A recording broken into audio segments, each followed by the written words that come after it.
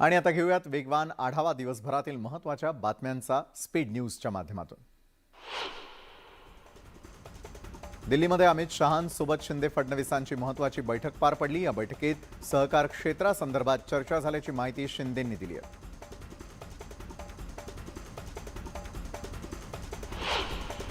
गेल्या अनेक महिन्यांपासून रखडलेला मंत्रिमंडळ विस्तार येत्या 30 जानेवारी पूर्वी होण्याची शक्यता आहे। दिल्लीमधील भाजपच्या वरिष्ठ नेत्यांकडूनही हिरवा कंदील मिळाल्याची सूत्रांची माहिती आहे। महाविकास आघाडीच्या काळामध्ये मला तुरुंगात टाकण्यासाठी संजय पांडेंना दिलं होतं टार्गेट। महाविकास आघाडीवरती देवेंद्र फडणवीसांचा गंभीर आरोप।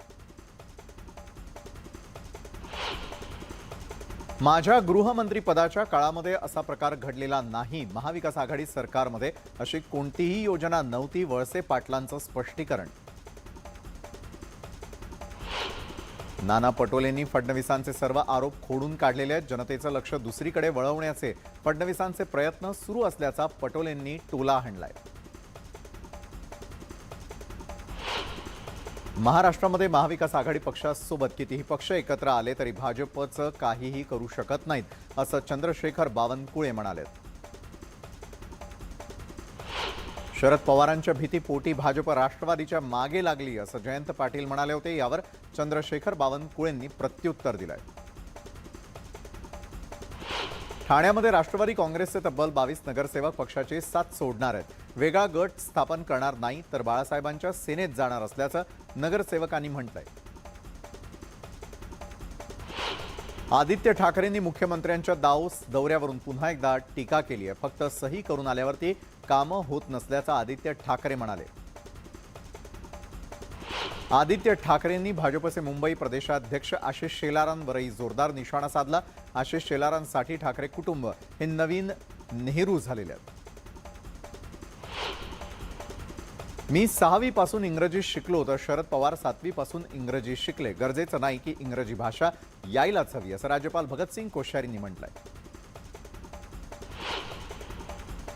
मतदानाची टक्केवारी वाढावी यासाठी लावण्यात आलेल्या पोस्टरद्वारे भाजपचा प्रचार केला जातोय आणि त्यामुळे आचारसंहितेची पायमल्ली होत असल्याचा आरोप भुसावळ इथल्या ठाकरे गटाच्या पदाधिकाऱ्यांनी केलेला आहे।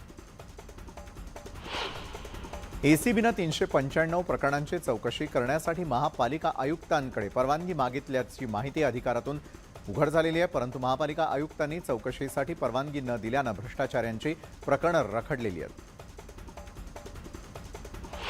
इंदापुरामधील कृषी उत्पन्न बाजार समितीमध्ये घोड्यांचा बाजार भरवण्यात आलेला आहे आणि या बाजारामध्ये नारवाड, काठेवाड, सिंध जातीचे घोडे मोठ्या संख्येनं दाखल झालेले आहेत आणि आतापर्यंत 60 ते 70 घोड्यांची विक्री झालेली असून आतापर्यंत 1.5 कोटींची उलाढाल झाली आहे। सांगलीच्या हरिपूर वारणा कृष्णासाठी रिव्हर्स रिक्षा स्पर्धा पार पडली।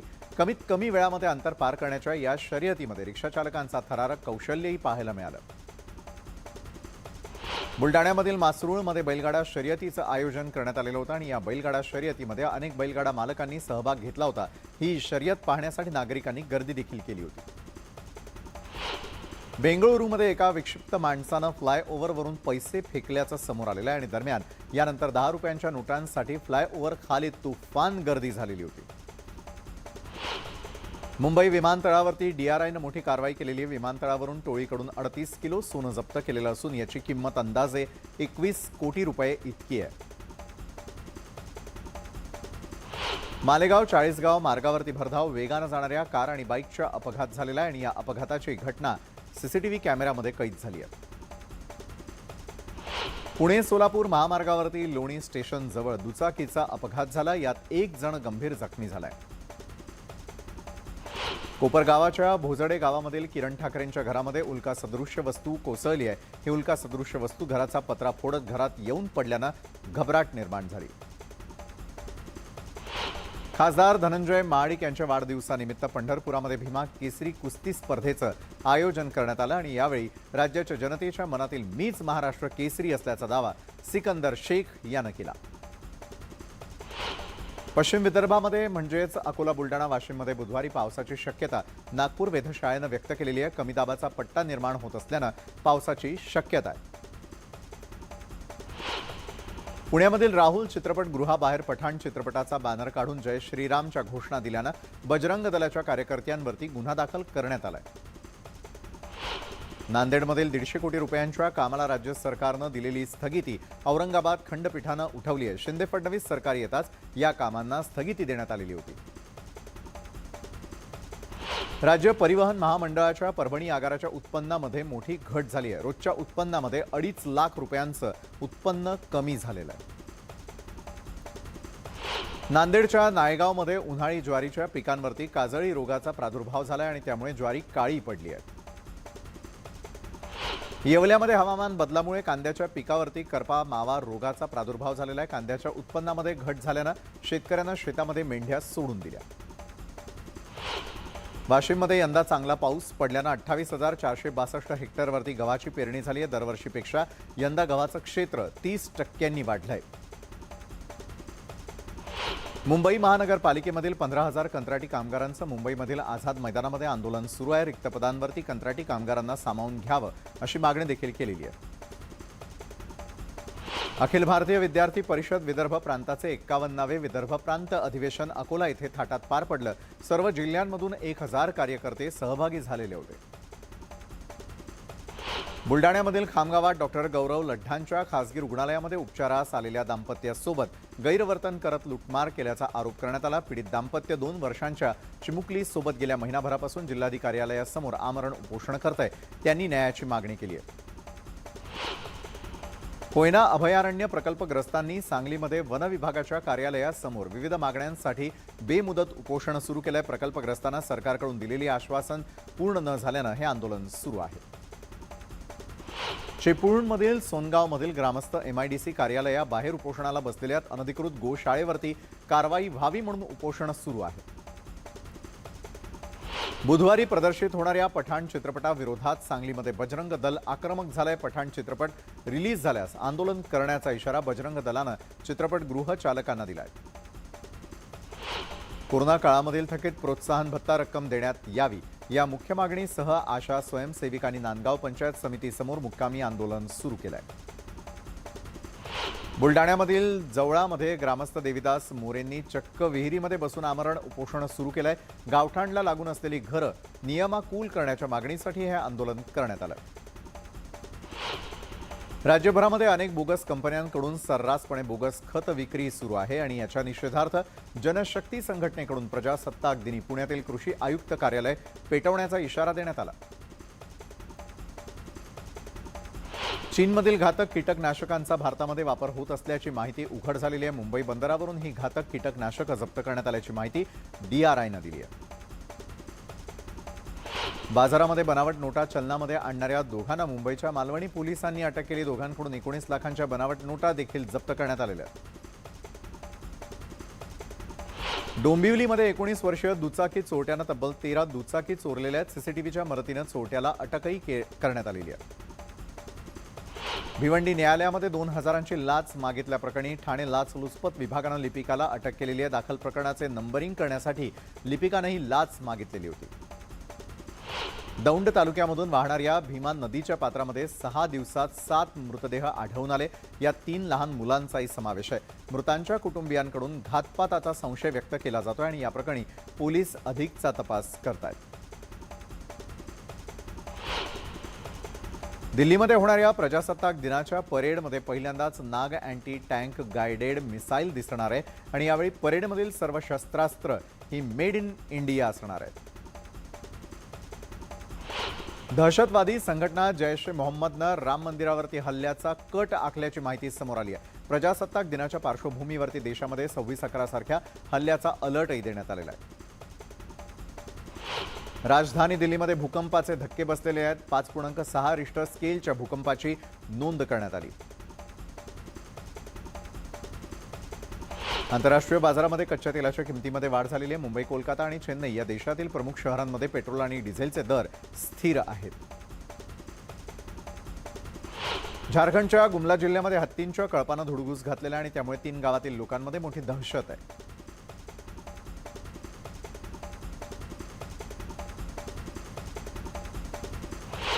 जम्मू काश्मीरमध्ये प्रजासत्ताक दिनाची जोरदार तयारी सुरू झालेली आहे. अनंतनागमध्ये तिरंग्याच्या रंगामध्ये ब्लॉक टॉवर रंगलेलं पाहायला मिळतंय. पाक व्याप्त काश्मीरकडे पर्यटकांनी पाठ फिरवल्याचं दिसून येत आहे. अमेरिका, ऑस्ट्रेलिया आणि सौदी अरेबियानं आपल्या नागरिकांना पाकिस्तानात न जाण्याच्या सूचना केल्याची माहिती मिळते. केरळमध्ये एका नव्या व्हायरसनं चिंता वाढवलेली आहे. मुलांच्या वैद्यकीय अहवालामधून त्यांना नोरो व्हायरसची पुष्टी झाल्याचं आता समोर आलेलं आहे. श्रद्धा वालकर हत्याकांड प्रकरणी दिल्ली पोलिसांनी 6,636 पानांची सविस्तर चार्जशीट सादर केलेली आहे. ही चार्जशीट वकिलांना दाखवून नका आणि वकील बदलून हवाय अशी मागणी आफताबनं केली आहे. भारत आणि न्यूझीलंडमधील तिसऱ्या सामन्यामध्ये भारतानं न्यूझीलंडवरती 90 धावांनी विजय मिळवत मालिका 3-0 खिशात घातली. रोहित शर्मा आणि शुभमन गिल या जोडीनं 385 धावा धाव फलकावरती लावल्या होत्या. एस राजामौली यांच्या RRR चित्रपटामधील नाटू नाटू या गाण्यानं ऑस्करमध्ये प्रवेश केलेला आहे. या गाण्याला सर्वोत्कृष्ट मूळ गाण्याच्या श्रेणीसाठी नामांकन मिळालंय. नेटफ्लिक्सच्या द एलिफंट व्हिस्पर्स या शॉर्ट फिल्मला ऑस्करमध्ये डॉक्युमेंटरी शॉर्ट फिल्म या कॅटेगरीमध्ये नामांकन मिळालंय. ऑस्कर विजेते गुनीत मुंगा यांनी डॉक्युमेंटरीची निर्मिती केली आहे. ऑस्कर नामांकन 2023 जाहीर झालेलं आहे. ऑल दॅट ब्रिथ्स या माहितीपटाला डॉक्युमेंटरी फीचर फिल्म या श्रेणीत नामांकन मिळालंय. मराठी अभिनेता सुबोध भावेनं बायकोसोबत नवीन मेट्रोच्या प्रवासाचा आनंद लुटला. मेट्रोतून प्रवास करतानाचा एक व्हिडिओ त्यानं सोशल मीडियावरती शेअर केलाय. सारा अली खानच्या ए वतन मेरे वतन या चित्रपटाचा टीझर प्रदर्शित झालेला आहे. यातील तिचा अभिनय आणि तिचा संवाद प्रेक्षकांना अजिबात आवडला नाही आणि त्यामुळे अनेक जणांनी तिला ट्रोल केलेलं आहे. शर्लिन चोप्राचे आक्षेपार्ह फोटो शेअर केल्याप्रकरणी अभिनेत्री राखी सावंतला हायकोर्टानं दिलासा दिलाय. 1 फेब्रुवारीपर्यंत कोणतीही कठोर कारवाई न करण्याचे निर्देश मुंबई पोलिसांना दिलेले आहेत. सध्या चर्चेमध्ये असलेल्या उर्फी जावेदनं एक नवा फोटो पोस्ट केलेला आहे. यात तिनं कचऱ्याच्या पिशव्यांपासून तयार केलेला आपला ड्रेस दाखवलाय. मॉडेल उर्फी जावेदला मुंबईमध्ये घर मिळेना. स्वतः उर्फीनं ट्विट करून ही माहिती दिली आहे. काहींना माझ्या कपड्यांवर तर काहींना धर्मावरती आक्षेप असल्याचं उर्फीनं म्हटलंय. अभिनेता सिद्धार्थ चांदेकरनं पत्नी मिताली सोबतचा एक गोड व्हिडिओ शेअर केलेला आहे आणि आपल्या पत्नीला लग्नाच्या वाढदिवसाच्या शुभेच्छा देखील त्यानं या व्हिडिओच्या माध्यमातून दिल्या आहेत. पुलकित सम्राट रिचा चड्ढा आणि पंकज त्रिपाठींच्या फुकरे 3 ची रिलीज डेट समोर आली आहे. 7 सप्टेंबर 2023ला जन्माष्टमीच्या दिवशी फुकरे 3 रिलीज होणार आहे. बॉलिवूडची क्वीन कंगना रनौत सध्या तिच्या आगामी इमर्जन्सी या पॉलिटिकल ड्रामा चित्रपटामुळे चर्चेत आहे आणि या चित्रपटाचं शूटिंग पूर्ण झालेलं असून त्याचा एक व्हिडिओ तिनं शेअर केलाय. अभिनेत्री कंगना रनौतची ट्विटरवरती घर वापसी झालेली आहे. कंगनावरील ट्विटर बंदी हटवण्यात आल्यानं जवळपास वर्षभरानंतर ती ट्विटरवर परतली आहे. अभिनेत्री सोनाली कुलकर्णीनं राष्ट्रीय बालिका दिनी सोशल मीडियावरती पोस्ट केलेली आहे. यात तिनं तिच्या लाडक्या लेकीचे म्हणजेच कावेरीचे फोटो टाकत आपण भाग्यवान असल्याचं म्हटलंय.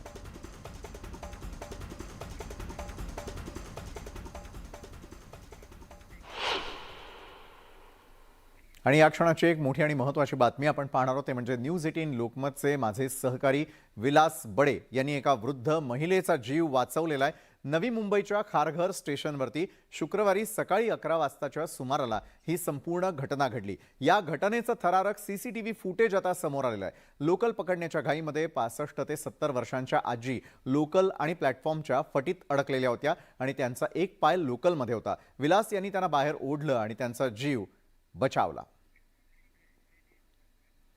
आणि या संदर्भामध्ये अधिक जाणून घेण्यासाठी माझ्यासोबत जोडले गेलेले आहेत माझे सहकारी विलास बडे. विलास, बातम्या देताना आपल्याला अचूक राहायला लागतं आणि तत्परही राहायला लागतात. असाच काहीसा अनुभव एका वृद्ध महिलेचा जीव वाचवताना तुम्हाला देखील आलेला होता. हा अनुभव नेमका कसा होता आणि वृद्ध महिलेला वाचवण्याचं श्रेय अखेर तुम्हाला जातं? विलास. विशाल, आपल्याला कल्पना आहे की मुंबईमध्ये लोकल अपघातांचं प्रमाण हे जास्त आहे. साधारण वर्षभरामध्ये 3000 पेक्षा जास्त लोकांना आपले प्राण या लोकल अपघातांमध्ये गमवावे लागतात. दिवसाला ही आकडेवारी 12 ते 15 इतकी आहे आणि अशाच प्रकारचा एक अपघात टळला असं म्हणावं लागेल. खारघर स्टेशनवरती ठाण्याकडे जाणाऱ्या लोकलमध्ये एक आजी चढत होत्या आणि अगदी त्याच वेळेला त्यांचा एक पाय प्लॅटफॉर्म आणि लोकलच्या फटीमध्ये अडकला आणि दुसरा लोकलमध्ये. त्यामुळे त्या आजी घासत पुढे जात होत्या आणि त्याच वेळेस लक्षात आलं की या आजी प्लॅटफॉर्मच्या आणि त्या याच्या फटीत येऊ शकतात आणि जखम होऊ शकते त्यांना. तर तातडीनं तिथं सगळ्यांनी धाव घेऊन आपण या आजीबाईंना तिथून सुखरूपपणे बाहेर काढण्यात यश आलं. खरं तर त्या आता सुखरूप आहेत. पण या निमित्तानं पुन्हा एकदा लोकल आणि प्लॅटफॉर्मच्या दरम्यान जे अंतर असतं, त्याचबरोबर लोकलच्या प्रवाशांचा सुरक्षेचा प्रश्न सुद्धा ऐरणीवर आलेला आहे. अशा अनेक लोकांना प्रयत्न करून सुद्धा वाचवता येत नाही, पण या आजींना आपल्याला वाचवता आलेलं आहे. एवढंच या निमित्तानं सांगता येईल. पण मुंबईकरांच्या सुरक्षेच्या दृष्टीनं सुद्धा मुंबईकरांनी सुद्धा काळजी घेणं गरजेचं आहे. दारामध्ये उभं न राहणं किंवा चालत्या लोकलमध्ये न चढणं किंवा जे वयस्कर मंडळी असतात त्यांनी सुद्धा काही गोष्टींची काळजी घेणं गरजेचं आहे लोकलच्या गर्दीच्या वेळेस, विशेषतः अपघात टाळण्यासाठी. आणि अशाच प्रकारची ही घटना होती. नक्कीच विलास, अतिशय सुदैवानं आणि तुमच्या तत्परतेनं या आजींचे प्राण वाचलेले आहेत आणि खरोखर या गोष्टीचा आम्हाला देखील अभिमान आहे. धन्यवाद दिलेल्या या सविस्तर माहितीसाठी. तर स्पीड न्यूजमध्ये इतरही महत्त्वाच्या घडामोडी जाणून घेणार आहोत एका छोट्याशा ब्रेकनंतर.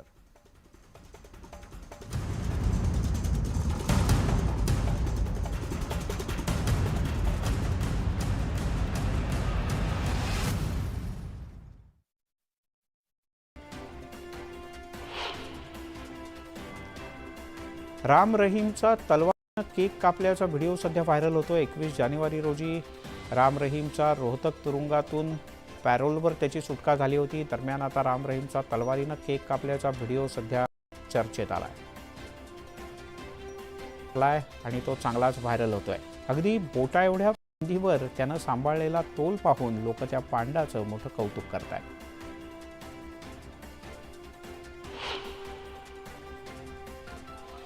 एका शाळेतील विद्यार्थ्यांचा फ्रीस्टाईल हाणामारीचा व्हिडिओ सोशल मीडियात चांगलाच व्हायरल होतोय. पेपर सोडवताना कॉपी केल्याचं सांगितल्यामुळे ही हाणामारी झाल्याचं कळतंय.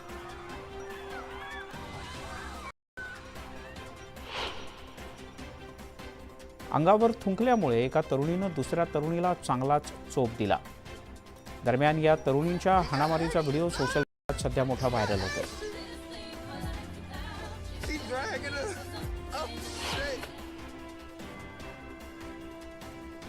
सोशल मीडियावर सध्या नारळाच्या करवंटीत बनणारा चहा चांगलाच व्हायरल होतोय. खोबरं काढलेल्या रिकाम्या करवंटीत उकळणारा चहा पाहून आपणही त्याची चव चाखावी असं तुम्हाला नक्कीच वाटेल.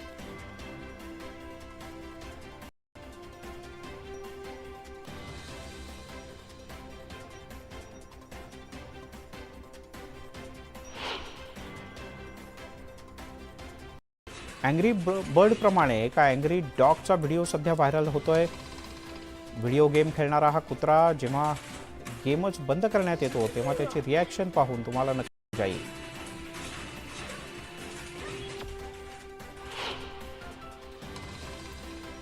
दोघांची भांडणं तिसऱ्याला लाभ ही म्हण आपण अनेकदा ऐकली असेल. असाच एक व्हिडिओ सध्या इंटरनेटवर व्हायरल होतोय. यात आपापसातल्या भांडणात सिंहांमुळे एका म्हशीला आपला जीव वाचवता तरुणीचं उड्या मारतांचं कौशल्य आपल्याला आश्चर्यचकित केल्याशिवाय राहत नाही.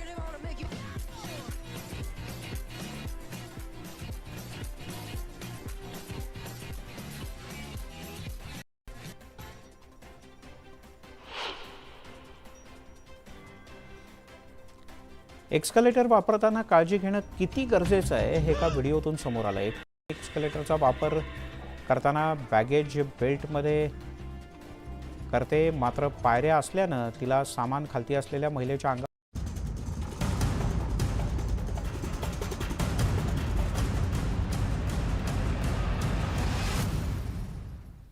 ब्रेकनंतर आपल्या सगळ्यांचं पुन्हा एकदा स्वागत. आणि आता पाहूया देश विदेशातील व्हायरल बातम्या.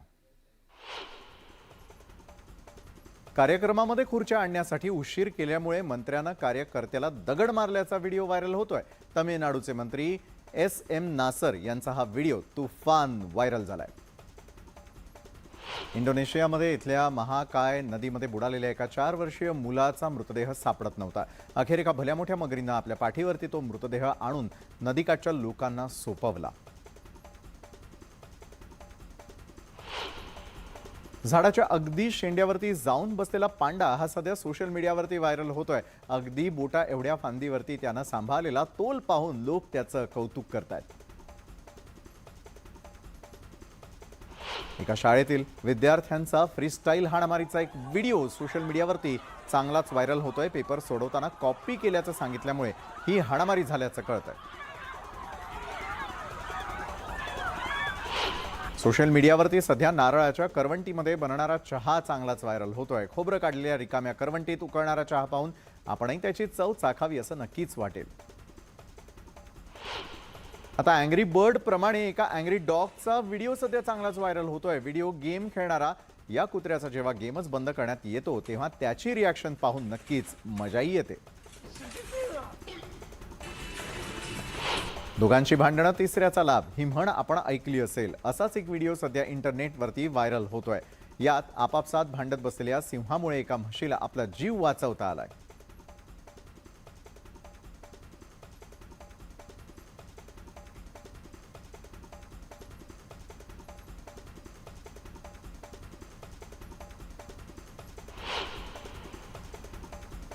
तर यात संपूर्ण दिवसभरात विविध क्षेत्रात घडलेल्या आतापर्यंतच्या अतिशय महत्त्वाच्या घडामोडी ज्यांचा वेगवान आढावा आपण स्पीड न्यूजच्या माध्यमातून घेतला. स्पीड न्यूजमध्ये वेळ झाली इथंच थांबण्याची. ताज्या घडामोडींसाठी पाहायला विसरू नका न्यूज 18 लोकमत.